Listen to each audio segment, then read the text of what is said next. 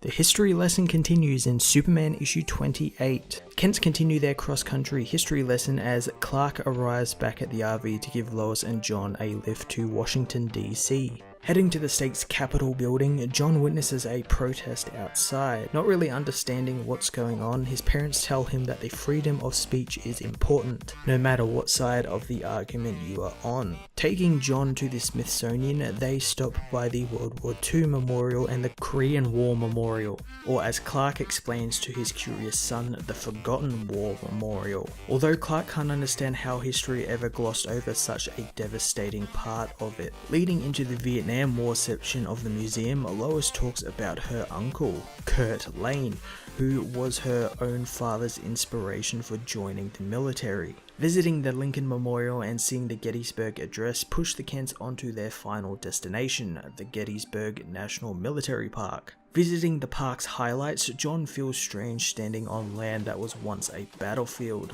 Wandering further into the park to look for more memorial markers, they happen upon a group picnicking. The group invite them to join in on the birthday that they are celebrating. The Kents learn that the Dowd family come to the park yearly to celebrate their ancestor, who was born on the 4th of July and also died on the battlefield the same day. The Dowds tell them the story of Thomas Dowd and his journey through the Civil War, where he was killed during a flood while in a military hospital and his body was never found. Celebrating Thomas's birthday, John is given the task of lighting the candle on his cake. Later that night, Clark cannot sleep thanks to the story the Dowds told him about their ancestor. Heading to the creek where Thomas died, Clark finds his remains under the water. Wrapping it in a flag, Clark returns it to the family so they can properly bury him. The next morning, the Kents hit the road and head back to Metropolis. Superman issue 28 was yet another fantastic and tremendous ending